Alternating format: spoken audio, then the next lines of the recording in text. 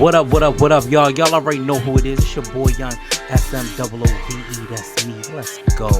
Yo, I'm coming at you with some of the hottest, dopest interviews from my city, your city. You already know what it is.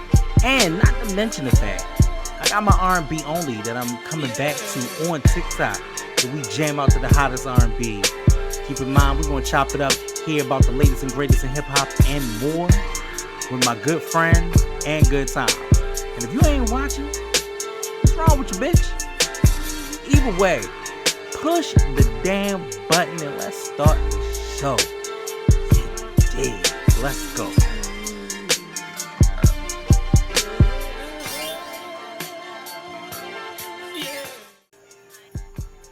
All right, what up, y'all? I am here with the man, the myth, the legend, Mr. Easy Jackson. Now, I have had the opportunity of at least being in this man's presence, and the energy is magnetic, first and foremost. Secondly, I have been bullied and butchered into doing interviews again. And to kick it off right, I definitely had to kick it off with Mr. Easy Jackson. Mr. Easy Jackson, say hello to my people. What's going on? What's going on? Thanks for having me, bro. You are ever so welcome. So I want to thank you for what you do. Not many people really realize that you're not just a hip hop artist, and I think I want to rear away from just that because you're an activist. You've done a lot of things in your community, so we're going to touch on a couple of those things today. Thank you again so much for doing this interview. It's amazing that people say yes. I'm always impressed when people say yes. Always impressed. Yeah. All right, so let's kind of start from the beginning. So let's start with the iconic moment when your song "Be Great" was played at Black Lives Matter in front of City Hall. What did it mean to you personally? Oh yeah, that was a wild time. That was like during the George Floyd rally, and I can't remember what I was doing, but I kept getting, like, my phone kept going off, and I looked and it was like people tagging me and sending video of, like, this happening in front of City Hall. And I think, by that time, it was cool. It also felt a little like unreal. There have been moments, particularly in the past couple of years, where, like, I am experiencing these things that growing up in Baltimore I never thought would happen. You know what I'm saying?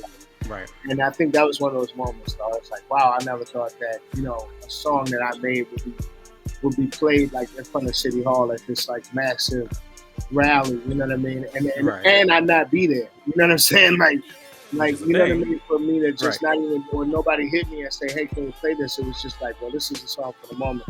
So it was humbling, and I'm just grateful for that kind of stuff, That is amazing. I mean, it has to give you goosebumps to be like, y'all.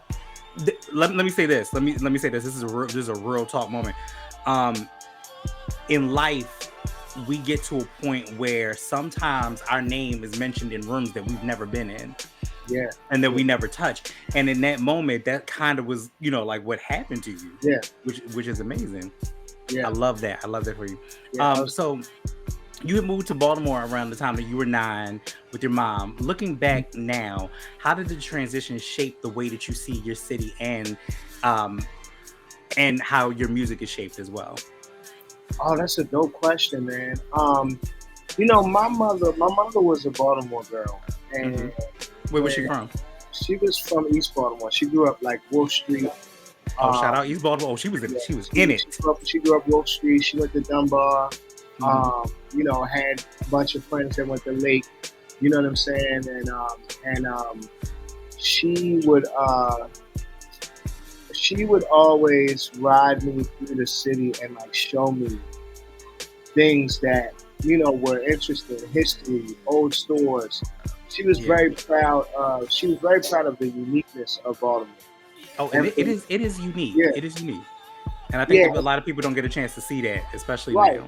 Yeah, and so I was growing up. I think I grew up in a time where Baltimore didn't have a lot of good PR. You know what I'm saying? The 80s, the 90s, early 2000s, Baltimore was very much like a place you were scared to go. You know what I mean? We were known for the negative part so The much. Wire. Yeah, that people in the Wire, the Wire didn't help. You know what I mean? A Yeah, lot. yeah, yeah. But I think today, seeing what Baltimore is and how Baltimore is starting to be recognized for its talent, for our food, for our uniqueness, our accent, all that stuff. For me, it's They a love proud. our dues, twos, blues, and Yeah, grooves. yeah, they love our accent, and for me, it's a proud moment for me because it's almost like there are moments where I'm like, man, I wish my mother could see this. You know what I'm Yeah, saying? I wish she yeah, could see it, but I'm so glad that she raised me and my siblings to like be proud of this city. You feel me? yeah, I was yeah. born in New York, but I can't tell you nothing about New York. You feel me? Right, Like I can't tell right. you. I can tell you what tourists know who have been to New York about New York, and that's pretty Right, much it. You feel right. me? This Exactly. Baltimore is my home, Hmm. and to see it now being loved and respected the way it is, it's like man, it's a dream come true for real. That's what's up. Now, you once said, "Drop me off in the city, and I'll get you to where you need to go." What Yeah. is it about Baltimore that gives you that kind of confidence and that connection? Um, it's Baltimore is a city of neighborhoods. It's a Yeah. city of neighbors. I saw somebody recently. I was watching them talk about how they moved to New York and they were talking about how like don't nobody say nothing to you. Like they don't speak to you. They bump into you. They don't acknowledge you. You Right. feel me? Baltimore for me is a place that it's always been we look out for each other. You know Hmm. what I mean? Like you're not Baltimore in a place where you're not gonna see a woman getting beat up and men just walk by. You know Right. what I mean? You're not gonna see Right. an old lady getting robbed and somebody don't stop it. You feel me? You're not gonna see and when something like that does happen, it makes the news because it's so rare. And I Hmm. think that's the part that people don't understand about Baltimore. The murders, all the dangerous stuff. That for the most part is a group of people that live that life. And the Hmm. rest of us don't actually carry it like that. We do And not. so for me, Baltimore has always helped me. I mean, I don't know a time where I was hungry and I wasn't able to eat. I don't know a Hmm. time where I was, without housing and didn't have a place to stay. You know what I mean? Right. I don't know that part of this city. What I know about this city is that we help each other. We raise each other's kids. You know what I mean? When we need Right. each other, we're there. So I always try to carry that. I try my best to carry that. I can feel that, especially in your music. But I remember, I think even myself, I had a line one time where it was like, where I was like, how can you deny it with a city that birthed you and raised you, and even though there are days where it tries to play you, it's still the city that raised you. You know what I'm saying? So it's Yeah. like, it. I, I don't care where you walk in, whether you walk like you're a downtown Baltimore kid, you're a West Side Baltimore kid, you're an East Side Baltimore kid, you're a Baltimore County kid. Like that line is so thin. That Mm-hmm. line is so thin, and I think that we still have a level of camaraderie. We're on the split of the Mason Dixon line. Yeah. And I think that's what gives us some of our Southern charm along with our Northern hustle. Because we Yeah. damn sure got a Northern hustle all the Yeah. time. But you know what I want to go into? I want to get into some of the music because the music is Mm-hmm. definitely a big thing. Yeah. Across your albums and the Goals EP, your sound jumped from gospel to EDM to hardcore. How intentional was that genre bending approach, and what ties it all together for you? I be Um, thinking about these questions. You see me? I got good no, I questions. love it. I love these are great questions. These are awesome questions. And people rarely bring up Goals. Goals is an album that it's an EP that I put out during a tough time to put out music. It seemed like Hmm. that year it was like pandemic was still going on, and it was hard to kind of like promote or like push music through. Yeah. But to answer your question, genre bending and genre like kind of merging is something I've always been into just because I think I get bored with the same sounds. Yeah. Um, and so I like a lot of different music. I like a Hmm. lot of different music. Um, and So for me, it's like I always want to kind of play with different sounds. I like to play with different genres just because life is not a monolith. You know what I mean? Like the same. Right. You know what I mean? So it's like I would get bored listening to just rap every day. You know what I mean? And any genre. You know what I mean? I love hip hop primarily, but I get bored with it after a while. And I think life is that same way. Like every day is not the same day. You know what I mean? And so I like that flavor. Every dish you eat is not going to have the same ingredients. So I agree with you on that, because I remember wanting to be an MC and doing it and still being good at it, because the Kid Pen is nice. Let's be clear. But at the same token, my love and the passion for it, like what y'all do, is kismet, and it's lightning in a bottle. You know what I'm saying to you? I've been on stages, I rock stages, I get that. Yeah. But it's lightning in a bottle, and especially for those that still do it and still find a new love for it every single time.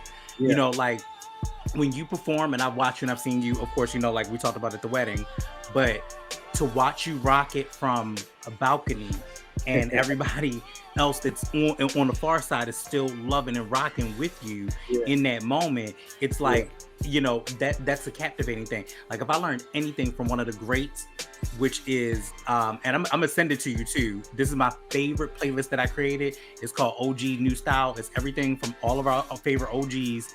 That's not what I meant to do, but it's all of our favorite OGs from it goes from 2020 all the way until 2025, like all of their new stuff. So if it's Busta, I love that. It's Nas. I love that. So it's OG New Style. It's everything. There's fucking Redman in it. I'm gonna send it to you. When I tell you it's my favorite shit. And what I learned from Busta primarily was, if you are not rocking a stage, the person from the front of the stage to the ones in the back of the stage are not feeling you, go home. Yeah. Go home. You know what I'm saying? You give that on a regular basis. Yeah. I've definitely done shows where I've cut my set because for whatever reason they're not feeling it. You know what I mean? Like there have been times and I've gone back to the drawing board and been like, or one of the things that I like to do, but that I learned after a while, was if I have a bad set, or which is rare, but if if I'm up there and I notice the crowd's not feeling it, let me stick around and find out what is this crowd looking for. What do they like? And then the next time I can recognize that and I can be like, oh, let me pull this out. So a lot of times now I've built up probably a good hour and a half worth of a set. Whereas though if I can change it at any given time. You know what I mean? I can switch it up. I love that. Yeah. So that. And so a lot of artists will come in, they won't watch the other acts. They won't hang out in the crowd. They won't feel out the vibe of the building. And so the energy in the building is very important. I think it's very important to know the energy in the building before you hit the stage, because then you can give the people what they came for. So if I come and I feel like it's it's a mellow vibe, the act before me did something mellow, they feeling mellow, I'll start with mellow and then turn them up. But if that act came before me and they got them turned up, I'm going to meet them right there at that energy. So I'm going to do my more lit songs first. You know what I'm saying?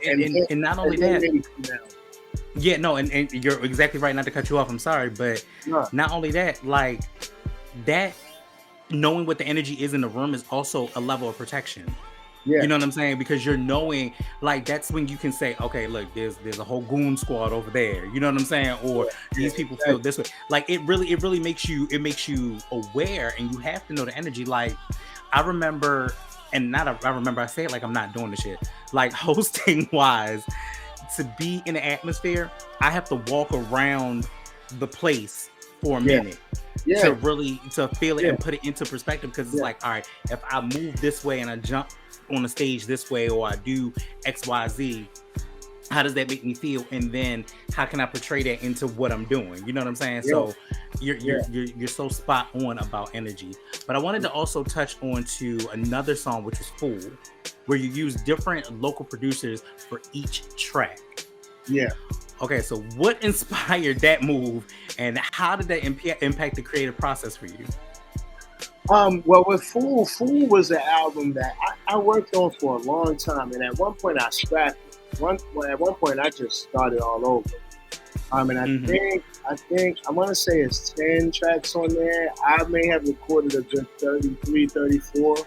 I was kind of working on that like old school work ethic, Hmm. where I was just like, really just throwing everything at the board. And Right. at the time, I was getting so many different beats, and I was around so many different producers because at the time I was hosting an event called Be More Beat Club. Oh yeah. Oh Yeah. yeah. So I was Hmm. hosting Be More Beat Club, and all these producers were coming through. And because I was the host, and because people knew me, a lot of times they'd be like, "Yo, I'm gonna send you something. I'm gonna send you a pack. I'm gonna send you a pack." And there was so much quality stuff that I didn't just want to, I wanted as many people as possible to get some kind of placement on the album. But I also wanted to challenge myself to put together an album that every beat was different, but Hmm. it wasn't um, a jarring transition. You know what I'm saying? Hmm. So Hmm. I wanted to carefully read the album in a way that it flowed, even though every track was completely different. You know what I'm Yeah. saying? Yeah. Um, and so that for me was really that time period was me just challenging myself as an artist. Hmm. And essentially, I think that's probably my most successful album, Yeah. and I don't want to say my favorite, but yeah, my favorite. Like that album probably means the most to me out of Yeah. everything I've ever put out. Like that album, it was written during a crazy time. There Hmm. was all kinds of wild shit going on in my life, and that was my only going to the studio to put that album together was my therapy. I couldn't afford to go to therapy at the time. I couldn't, Right. I couldn't really lean on family like I wanted to, or Hmm. maybe like I thought I needed to. And the music for that album was really what kind of kept me going, and that's why I called it "Fool" because it's like, you know, um, that old song that's like everybody plays the fool sometimes, Right. listen to the rule. So I Yeah. have been I have been learning a lot at that time in life, and I just wanted to put it all out in the music. I love that, and I love when we as people, especially as black men, have this thought that, hey, sometimes I can't afford therapy, but let me do something that's constructive, Yeah, and yeah, not destructive to my community, and yeah, bring that back. Speaking yeah. of which, you have songs like Unapologetically Black, talking Mhm. directly about the black experience, especially the trauma of policing. Now, how do you balance the pain and the power in a song like that? And the pain and the power. I don't know. I feel like I was being raised black in America means that you are. It means that the pain that you experience is your power. Yeah. You know what I'm saying? Like surviving that pain is your power. Uh, Hmm. my family. I have a great aunt, and I don't think I've ever shared this publicly, but I've got a great aunt in my family who, uh, as my elders tell the story, she was the first black business owner in Delray Beach, Florida, back in the day, Wow. and was set up, by the Klan Hmm. and murdered. And Mm. at a certain point, uh, her grave site somebody else was placed on top of that grave site, and the tombstone removed so that my family couldn't find it. Oh And wow. so when you think about the stories that as black people we have had to, have in our families, the things we've had to endure, things we've had to deal with, Right. um, that pain is why that pain didn't stop us. It didn't kill us. And in Right. fact, it fuels us to why we're still here, why we're still beautiful, why we're still rocking, why we're still putting out dope shit. You know what I'm Yeah. saying? Um, Yeah. so Yeah. so that's the answer to that question. Like balancing pain and power for me is like, it's like ice and water. You know what I mean? Yeah. Like, it goes Yeah. together. I don't know any powerful people who haven't experienced Had some pain. pain. Yeah. Right. Exactly. And speaking of pain, you also did a tribute for Little Scooter, um, and a nod to the local culture. Why was that important you to pay homage, and how does Baltimore's language and spirit, excuse me, show up in your music? You talking about with just a little bit? Just a little bit, Yeah, yeah. just a yeah, man. You really did your research because I'm saying, again, that's the thing. I'm that's digging. I'm gonna amazing, tell you bro. a secret about it off of this, but I'm gonna tell you what I did and how I did it. But I Yeah, definitely dug bro. into it Yeah, and allowed a lot. myself Yeah, to a lot of people merge in it. don't. A lot of people don't know that. Just a little bit is a nod to Lord Scooter and West Baltimore. My mother's from East Baltimore, but I grew up mostly in West Baltimore, Mm-hmm. and Scooter was a lot for us. I taught hip hop for many years in schools. I've done different programs and hip hop classes. And there Mm-hmm. was a time where I would always go into class and I would ask who their favorite rappers were. And um, there, suddenly there was this time where the kids started naming Baltimore rappers. Because Right. for a long time, Baltimore kids didn't name Baltimore rappers as their They favorite. did not. And They did so if not. if I was on the east side, it was Moose. Mm-hmm. And if I was on the west side, it was Scooter. Scooter, right. You know what I mean? And so for me, I think that was a moment when I started to see that we loved ourselves. Because for Yeah. many years I just felt like I was one of the few people that was like, what do y'all hate so much about Baltimore? This is your city. You know what I mean? You one of the people and they want to move, they want to talk about, this place ain't shit. And just downplay the city. And I'm like, yo, there's so much here. There's so much to be Mm-hmm. proud of. So Mm-hmm. for me, that song was one a nod to that. Also on that video, I collaborated my good friend David Elliott. Me and him and another brother of ours, Dion, we started a production company recently called 6 p.m. Production. Mm. But when David started doing my videos, we both had a goal in mind to always show Baltimore in a beautiful artistic light. Yeah. Yeah. Make Because sure that it's gorgeous. yeah, Like, here's the thing: if you ever have left Baltimore, and I don't mean driving out of it. If you fly over top of it, yeah, our city is fucking gorgeous, yeah. and it's so much, People, and it's people, different. people Like, forget how much green space we have. so much, Yep, so and much. like how much green space we have. We got one of the biggest parks in the country, Drew Hill Park. You know what I Mm-hmm. mean? It's just and so when me and David started linking up, we were like, yo, rappers are always doing videos in front of the corner store, in front of dilapidated buildings, and stuff like that. It was just like, no, let's show in every chance we get, let's show the Baltimore that we know.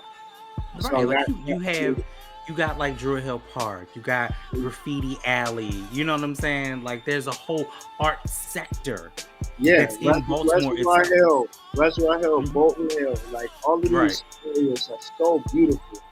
Hmm. You know what I mean? And Lake Clifton, you know what I'm saying? Like this, even Lake Montebello, like even those neighborhoods are out there. There's, Yeah.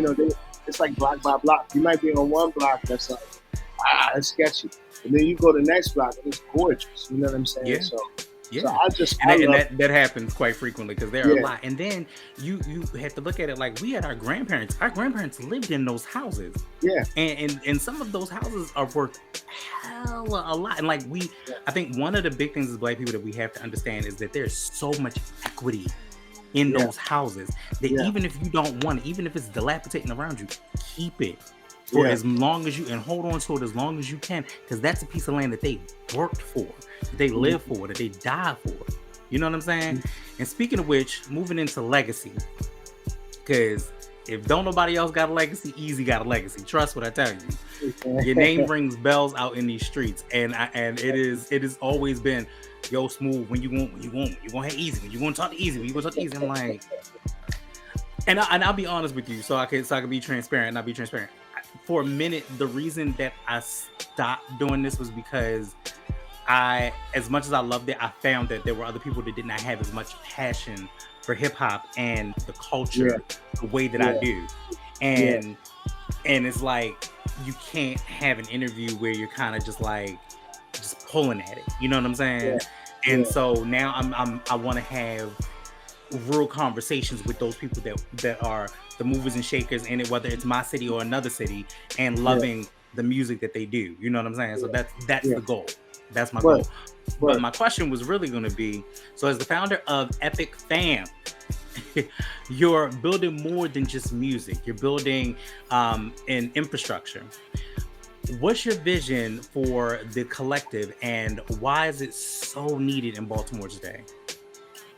Um, so right now, it's funny. Right now, the Epic Fam Collective is um, kind of on a standstill. I'm trying to figure out where we want to go with it next. I think Gotcha. one of the things, just to be transparent, one of the mistakes I think that we made was going into it as a record label, Hmm. and um, in that we incorporated in 2020. Hmm. And what I started to do is I had to learn more about the music business. Yeah, because And it's a business. yeah, it is a business, and I always understood that. But I had spent so many years just kind of. I love the craft, man. You know what I mean? I love the art. Yeah. I love the crowd. I love performing. I love the process of creating songs. And that the process of learning the business put kind of a sour taste in my mouth.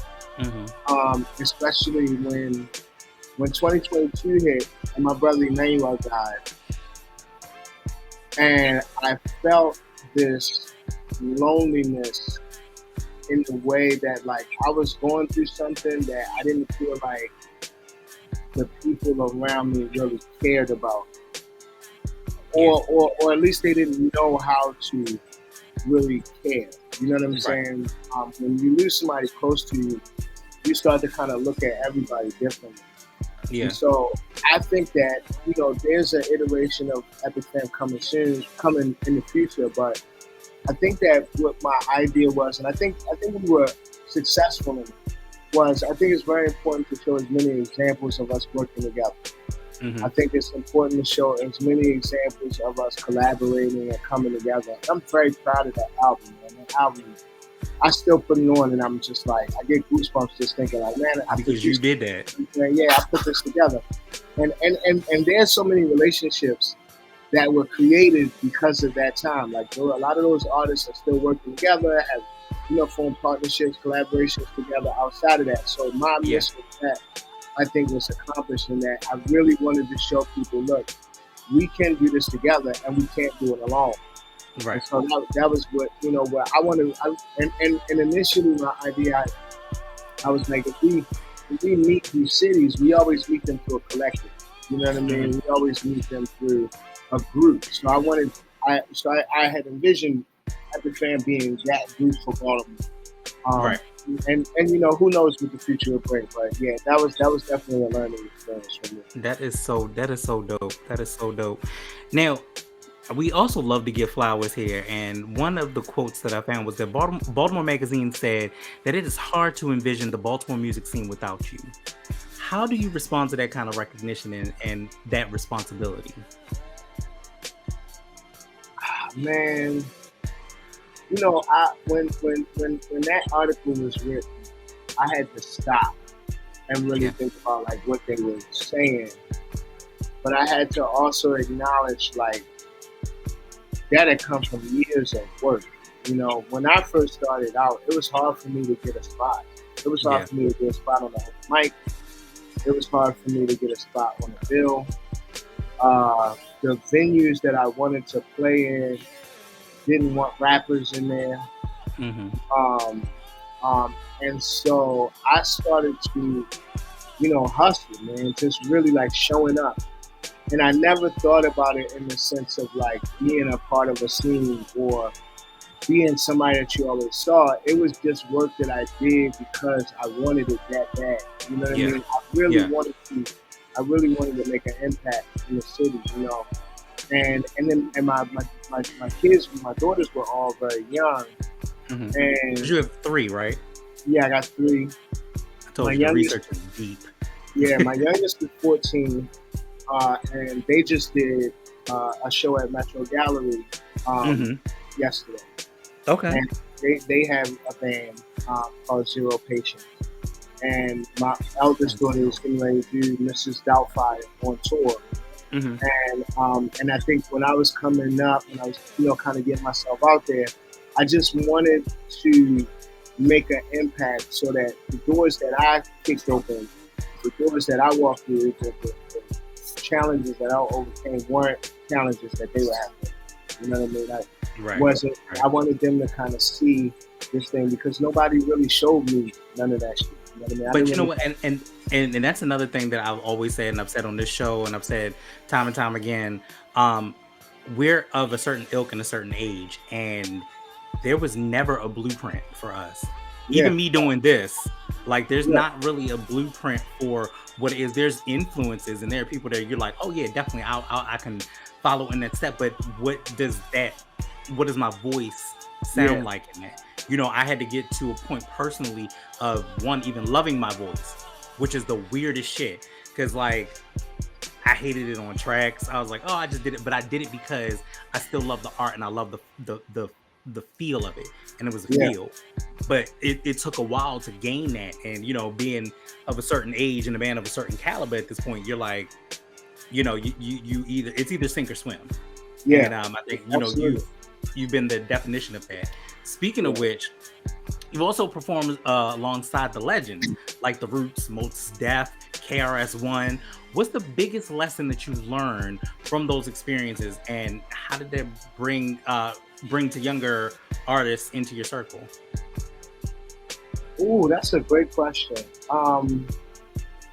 Well, I think for one, I really enjoy working with younger artists. I think that it's important to, even if you don't have much, to take everything that you have and pass it on, you know, and share it with younger artists.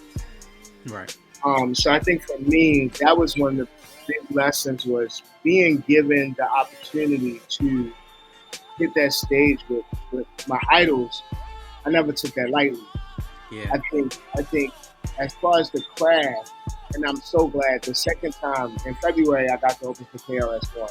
Yeah. And that was my second. And that new project is sick. Yeah, with KRS-One. Yo, it's so between and that's also on my playlist, which I'm going to send to you. Yeah. KRS-One is on there, and Slick Rick. Both projects. Slick Rick, yeah. Crazy. Slick, I heard Slick Rick, yeah, definitely. It's crazy.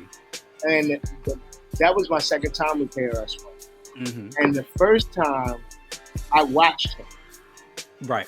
I watched him, and I had never seen anything like that. Mm-hmm. Like, I watched him from the moment he had the DJ on stage, and the DJ was hyping the crowd up. And I watched him, like, judge the energy in the room. So it's back to what I was talking about earlier. Right. This was a huge lesson for me when I watched him take that energy up like that. Mm-hmm. I was like, yo.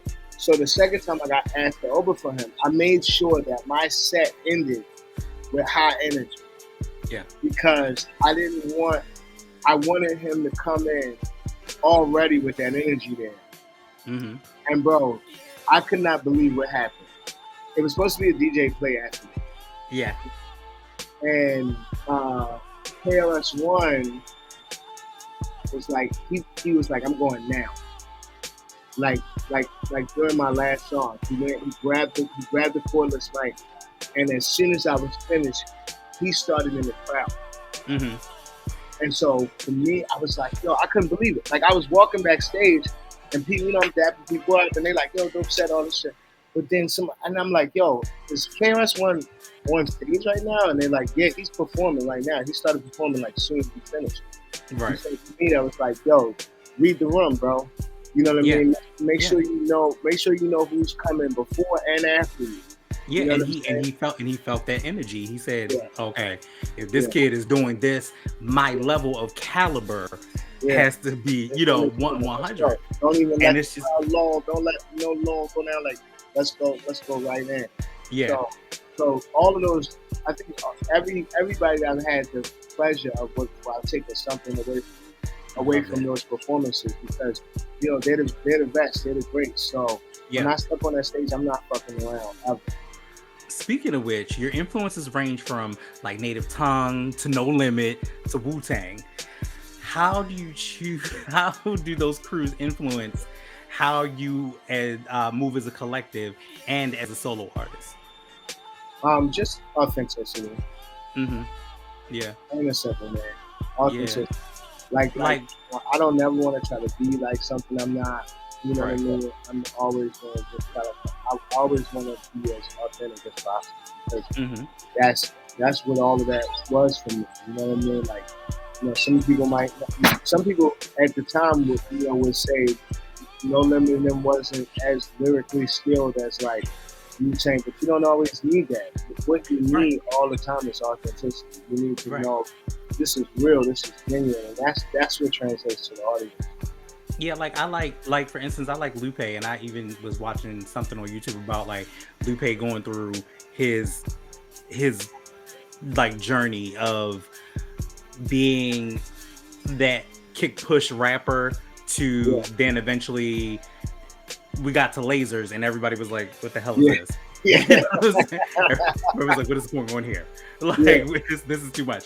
So I think we get to this point where artists have to grow, artists have to mature, artists have to change, and you have to, you can see it in their influences and how Mhm. that changes. You know what I'm saying? Because like a lot of times I believe that we would you can do a top five and it's always a guy. I purposefully put a female into it Yeah, me too. because I would I would always put a female into it, whether it was Kim, whether it was Fox, whether it was Eve, whether it was Nikki, whatever it was. I would always put a female MC in there on purpose because you gotta think about it. This genre ain't shit without the women. Yeah, yeah, It ain't shit without the women. You know what I'm yeah. saying? G? Speaking of Nikki, this is how I'm gonna segue to this next question because she went to LaGuardia, but you also study acting at the Baltimore School of Performing Arts. You see how I segue? Look at that. Yeah, Move yeah, right yeah, into it. How does that theater training show up in your live performances or your written recordings or even videos? Man, a lot. The I think every song is kind of like a character. You know what I Yeah. mean? And taking on a texture of a story that you want to tell. Hmm. I think theater definitely gave me like comfort on stage, comfort in front of an audience, comfort in front of a crowd. But even down to like delivering my lines clearly, like I'll be in the studio sometimes, and somebody will be I'll be working on a song and might get tongue twisted, Right. tongue tied. Now stop. Now I'll be like, give me the gift of a grip top stop. Hmm. I'll be like, and rappers, they like, what the fuck is this? Is people are giggle and laugh. Yeah. But at the end of the day, I've learned, oh, my tongue is lazy. My Yeah. tongue has been lazy right now. So let me wake it up. Let me wake, with, Or the other one, which was red leather, yellow leather, red leather, yellow yellow leather. leather. Yes. Yeah, my favorite is Stanislavski's little sister was a syphilitic Oh. and that kind of stuff. You can tell a theater kid. You Yeah, can tell yeah. a theater kid when you can tell You know a what high I school mean? theater kid when you're Right. like, yeah, like okay, Yeah. I gotta get this. Yeah, it's So, a thing. so all of those things I just, I've always kind of incorporated. Mhm. Recently, I did a feature on this duo, Infinity Knives from Brian Ennals. They, I came in and did an album. I did a song on that album called Short Pack Shorty, Mhm. and they wanted me That alliteration right there. yeah, and they wanted Right. me to do a ratchet verse. You know what I mean? Mhm. That kind of like encapsulate this character who was dealing with a hood rat chick who he's in love with. You know Right. what I mean? But they wanted me to like talk about her in like just this real ghetto trashy way, Mhm. and it was fun to kind of go into that character. You know what I Yeah. mean? Yeah. That was something that I learned from theater. I did some skits on there too, with some characters and stuff. So it just gave me like a freedom to be creative. Also, Yeah. just going to the studio anyway was great for me because I got to be around kids that were like me. And Right. before that, I didn't really feel like I was around kids that were like, you know what I mean? I Yeah. felt like I was around. I was always like the artist kid, or the Yeah, and it's weird kind of growing up and being the artsy kid. You yeah, know what I'm saying? Or being like, I like something like I'm a huge. I cannot wait for this new movie with him and Denzel. But I'm a huge Spike Lee fan. yeah, me too. Yeah, I'm I'm a excited about huge it. Spike Lee fan. Yeah, yeah, Like I don't know, it's too far to reach, but I have a Spike Lee Funko Pop. Yeah. And all of my Funko Pops are all hip hop, but even Nice. in that, with it being like he's in like the New York section, Yeah. like that is a thing. You know what I mean? So, but I was always the kid to watch a movie and I would look for the inconsistencies in the movie, or I would look for Oh, the continuity issues in the movie. You know what I'm saying? yeah. So, Yeah. yeah. But I do want to move and touch on to one other thing. So your parents come from different spiritual paths. Your mom is more of a Christian poet, and your dad was a 5%er. How did your roots in that also influence and also kind of affect your pen? Well, yeah. Oh man, that's a great question. I'll be in it. I'm trying to tell you. Yeah, yeah, man. I was Yeah, digging on the man. research. That's a great question. I Mhm. think like it affected my pen in the sense that, well, first and foremost, I was never allowed to believe that God wasn't real. Yeah. And in whatever form, we see him that God is real. Um, but it also made me aware of the hypocrisies in both in really all religions. Yeah. Because at one point I was in foster care and my foster parents were Jehovah's Witnesses. Hmm. So I got to experience like a number of religions, but it influenced my pen in a way that, you take in all of these stories. For me, it's the storytelling. You know what I mean? It's different stories of the Quran and different stories in the Bible that, for me, help me to tell stories through rhyme Yeah. and kind of touch on certain topics that, and I still have so much more in me to write about. That life becomes like, I always say life is the dopest ghostwriter. You know what I'm saying? And Oh yeah, for sure. I gained a lot of that through those fates, the discipline, the discipline of uh, you know, not eating during Ramadan, versus you know, um, going to church on Sunday and having to wait until after service. You know what I'm saying? To eat because God gets the glory first. And those kind of things for me, I think those are some of the things that I take away from that. And they also send a level of discipline, which then focuses in your music as well as disciplined as you are. Yeah, yeah. My Speaking mother, of this, my go ahead. mother used to always say, "My work comes through me and not from me," and that's True. something that I definitely grabbed. There's like "Be Great" is a song that I still don't even know how that came to me. You know what I mean? Yeah. Except it was like in my head, and I went to the studio and put it down. But then the way people talk about it, it's kind of weird to me that it's like something that I created. You know what I'm saying? When people tell me like, "Oh, this got me through this time, and this helped me through this time." But I think like having that access to a creator or like some kind of spirituality, I think. Right. And how was that feeling too? Like when people tell you that, like your music got me through a difficult time that I didn't even know was a thing. Yeah, it's weird, man. It's so. I'm not gonna lie, it's weird, but I'm grateful for it. I'm humbled by Yeah. it. You know what I mean? It's a blessing, but Right. it's also weird because, well, it feels like it feels like a circle in that there's so many things that got me through. You Hmm. know what I mean? That I think I want to give that to people, but I don't always know whether or not it's gonna work. You know what I mean? Right. Right. Because like I said, I got 3 daughters, and they will humble you. You know Yeah. what I'm saying? So a lot of times I'm like, I don't know if it's that good. You know what I mean? Which is hilarious because that was actually my next question as well, which is a father of 3 daughters. How does that role influence the way that you move in the industry, and how does You that want to say something? Come on. impact your message Hold and on, your hold on. music? I just want to say something. What was you about to say? Oh, What up, now? What up, now? I that's love Zadie. it. Zadie, that's the one I told you had a show yesterday, and Congratulations, Queen. yeah, her band Zero Patience. and they are going to Baltimore School for the Arts in the fall for acting as well. We love BSA because you know the greats that came from BSA. Yeah, exactly. You know, you got Jada, Jada, Tupac, Sadie Jackson. There you go. Yeah. Great. That's what's up.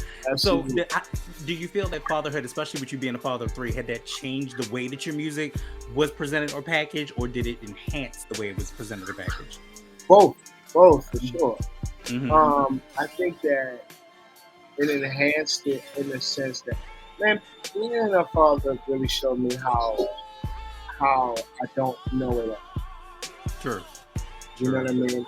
When I had my first daughter, I remember somebody telling me like everything that you have, you can teach them. You know your ABCs. You know how to tie your shoes. You know manners. You know how to walk, talk. Right. But then as they got older, I learned that a lot of times as adults, we don't know how to listen. We don't know how to have empathy. We don't know how to understand. We don't know how to slow down. We don't know how to, you know what I mean? We don't know how to give people the space to be who they are. Yeah. And, my daughters taught me that. So it gave me a lot of understanding in terms of how other people operate. And I think that it definitely enhanced my writing because I love that. Yeah, because like it's just I don't know, like all 3 of them have totally different personalities, and they all bring a different thing to the room when they step in the room. Yeah. And just to know that I was blessed to kind of be, somebody in their lives. For me, I take what I'm doing seriously because I don't ever want them to be ashamed of who I was. You know what I'm saying? I want them to be able to hold their head up and be like, yes, I am Lucy Jackson Ford. And I think I think that's very important because I think that we as a generation, it was Lord of the Flies. They let us go.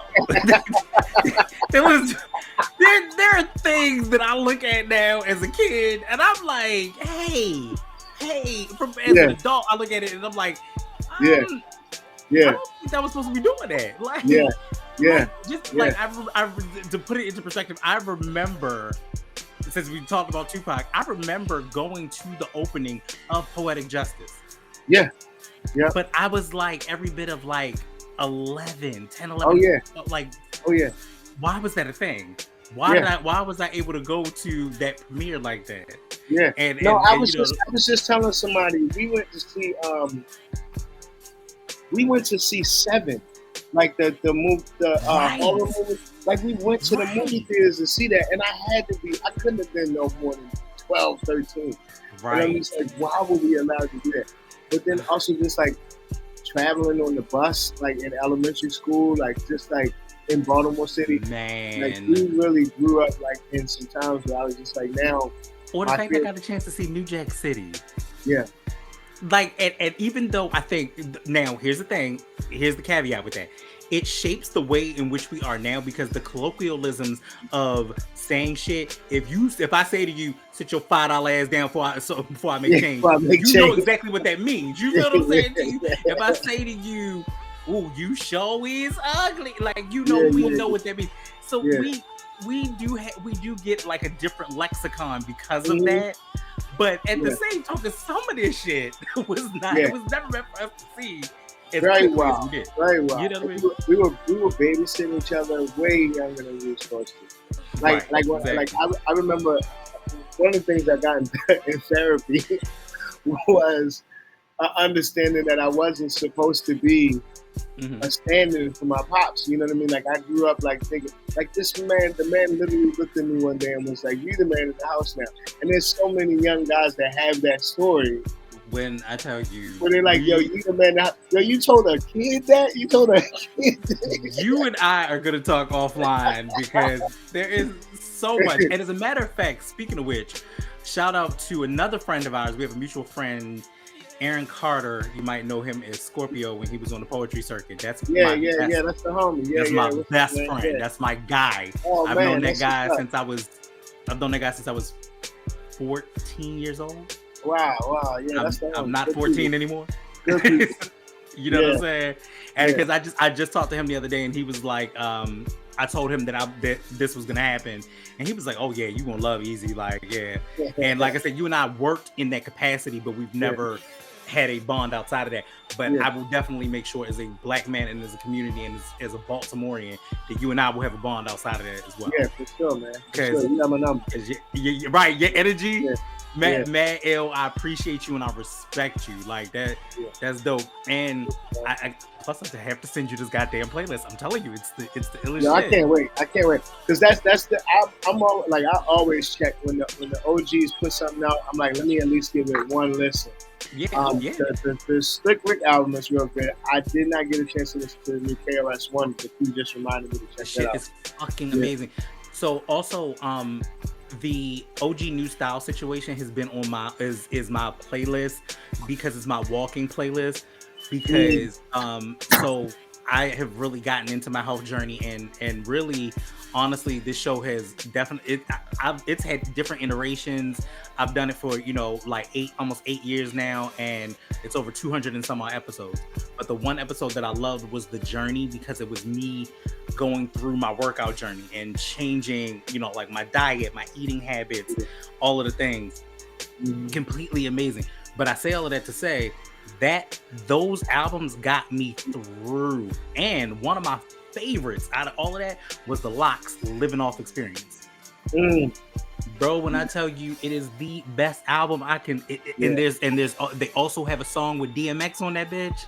Oh yeah, like you just get that one last song, and it's like right before he died. It's very posthumous. I'm so hip hop that I have a DMX sticker. Now I always was gonna put a sticker on the back of my car, and it was always gonna be DMX. Earl, I love Earl to this day. It was never not gonna be DMX. Yeah, that one. I'm still mad. About that. So hard. Fun fact about that shit, right? Please tell me why more white boys than ever stop me on a regular, in the middle of traffic, and tell me how much they love X, or how fucked up that was, or oh my gosh, he's so fucking great, he's the greatest. Or they'll see me get in the car, they'll ask me, and we in a time where you're like, this is a little much, but it's the love, and that's the love for our culture, and that's the love that you have in this culture, and that's what you mean to this city. That's what you mean to this city. You know what I'm saying? Thank you, bro. I appreciate it. You are ever so welcome. So let's talk about what's next for Easy Jackson. What should we be looking out for in terms of new music, projects, or even community work? What does that look like for you? So right now I am finishing up my first book. It's called Black Boys Don't Cry in Front of Girls.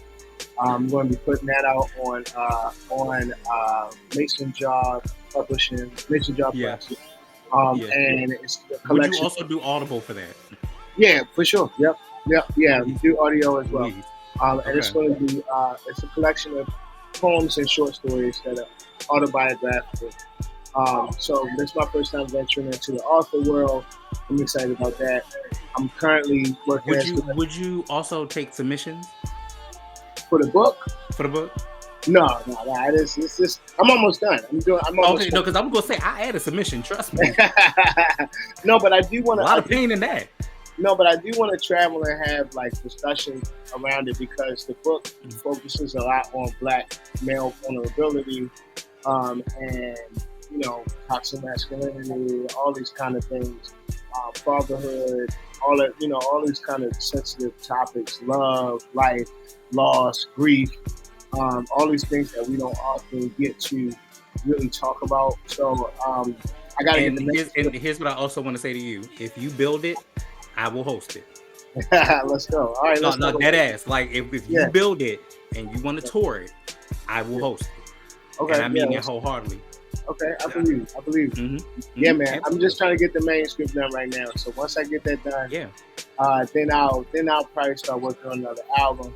I've got one thing that I kind of don't want to put it out there yet, but by the end of the year, near the end of the year, some really cool music will be coming out. So I'm just going to say that. But just having fun.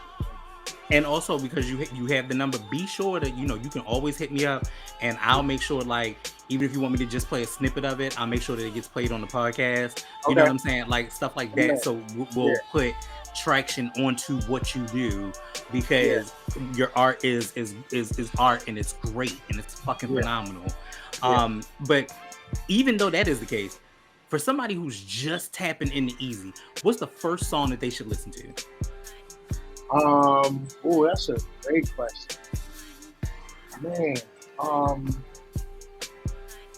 Because if I pop it in, if I go on Spotify, now look, that's how you know I'm old. I'm talking about popping in the CD in my head. That's what I was about to say. I'm like, yeah, low key, high key. Real talk. Side note, real quick. I'm about to buy a fucking CD player because I haven't been thinking about it. I actually been thinking about rebuilding my CD collection, because I think this could be the first time you see I'll actually be able to. Huh? You see all of that behind me? Yeah, I was looking at that earlier, all the covers, the Nas joints, the Jay-Z, Yeah, so this one is the hip-hop one, and this one over here is the R&B one. R&B, yeah. That's just the small surface all of the CDs. classics up there, too. You see it. You see that good old La Bella Mafia in there. You know what I'm saying? I see it. But that's just the surface of the CDs. I have 2 big-ass binders. I need to listen to CDs. I put that back into perspective because with streaming, you notice that if you really notice and you've been a fan of a specific album or song, sometimes there are songs that are missing. Yeah. Yep. And it's important. That's why people collect and do vinyl now. It's important to do so. But yes, go back to the song. Like if that song is missing, what is that song that they need to say? This is my introduction to Easy. Man, there's a song I got called "For the Win." Okay. For the Win. That's on my first album. That song for me, somebody just mentioned it to me yesterday. Actually, Sadie's aunt came to the show and was telling me that a friend of hers was really loved that song. But "For the Win" is a song that I just feel like it's a mantra for anybody that is going up against, any kind of challenge. Like I feel like that's a song that you can wake up in the morning to, run to, work out to. Right. And then I think from there you can kind of get where my head is at with shit. So For the Win is definitely one of my favorite songs. I love it. And my final question is, what does being great mean to you now in this moment? In the moments that you are, and not just between you and I, but like in the moment of. And let me actually rephrase this question. Actually, when the lights go down and it's dim, and there's a moment of solitude, what does Easy want to look back on his life and say, "I did that"? I was honest, but I was true to myself. I love being honest with yourself, true to yourself. I've learned. I think this start. I think as I'm getting older, the most painful relationships that don't work out have been, I think, because somebody not being real with themselves. Yeah. And I think people have a really hard time looking at themselves and being like, you know what, in this particular situation, I was the problem. In this particular situation, I didn't make the right decision. Right. Because I'm struggling with this or whatever. So, I think that that is the. I think for me, that's what I want to look back on. I want to look back and say, I never tried to be something I wasn't.